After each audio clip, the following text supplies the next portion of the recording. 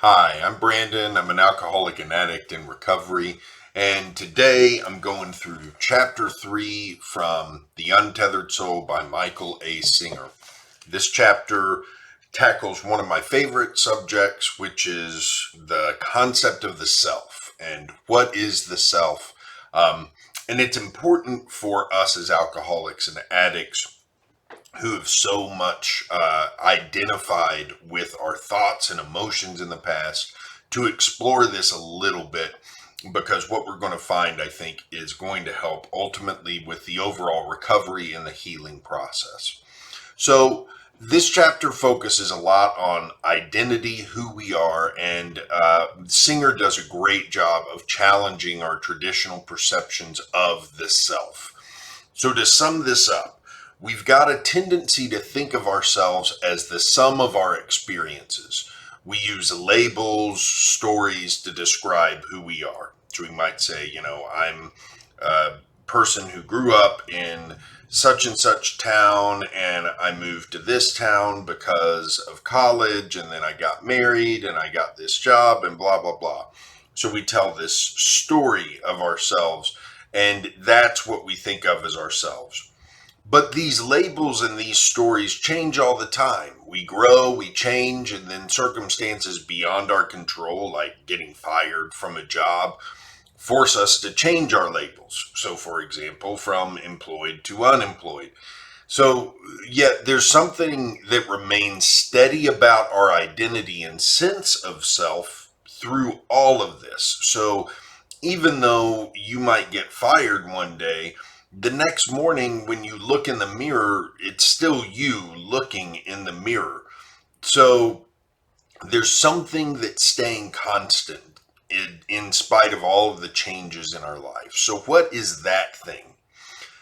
So when you think about it that way, it might be tempting to say then that rather than the labels and stories that we tell ourselves, we are our thoughts and our emotions. We're the things we think and feel.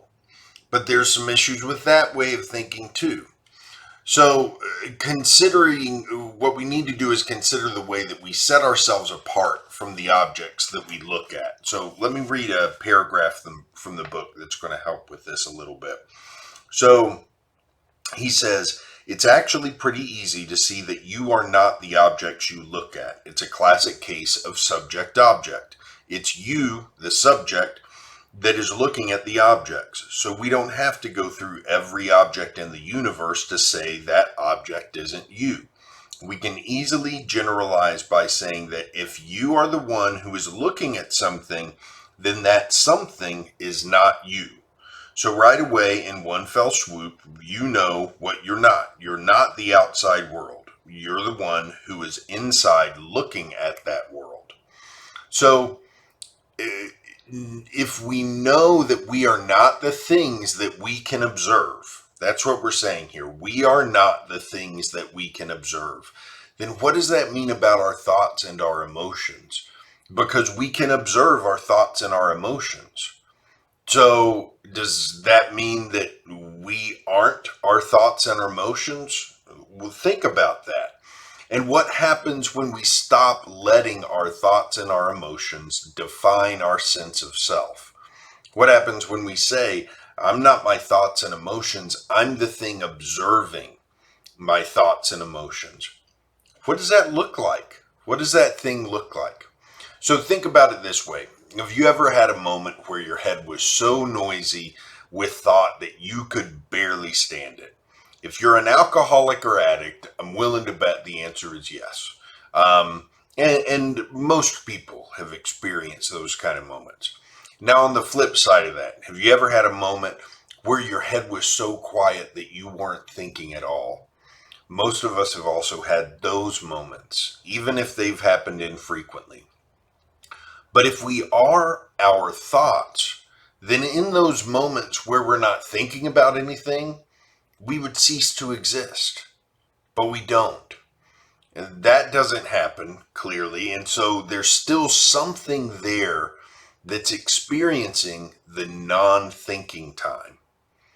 And this thing that's experiencing your thoughts or the times when you're not thinking, your emotions, no matter what they are, this thing that's watching that happen, that's observing all of those things, that is you.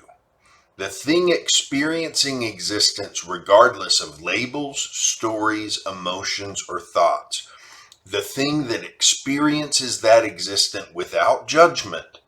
The thing that's watching, the witness. This is you. That's your identity.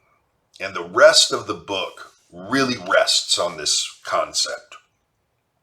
So he goes on to talk about this and what it really means. And he says, it starts to become a serious question. Who am I? Who is having all these physical, emotional, and mental experiences? So you contemplate this question a little deeper. This is done by letting go of the experiences and noticing who is left. You will begin to notice who is experiencing the experience. Eventually, you'll get to a point within yourself where you realize that you, the experiencer, have a certain quality. And that quality is awareness, consciousness, an intuitive sense of existence. You know that you're in there. You don't have to think about it. You just know. You can think about it if you want to, but you will know that you are thinking about it. You exist regardless, thoughts or no thoughts. So what does all of this have to do with alcoholism and addiction? Well, as we recover, it's important that we develop a healthier relationship with the self and come to a better understanding of who we are. So as people in active addiction, we are used to letting our thoughts and emotions run wild and ruin our lives sometimes. And we need to learn how to create some space between our emotions, our thoughts, and ourselves. So having a better understanding of what the self truly is allows us the opportunity to create that space that we need. And that allows us to navigate life in a completely different way than we did in our active addiction.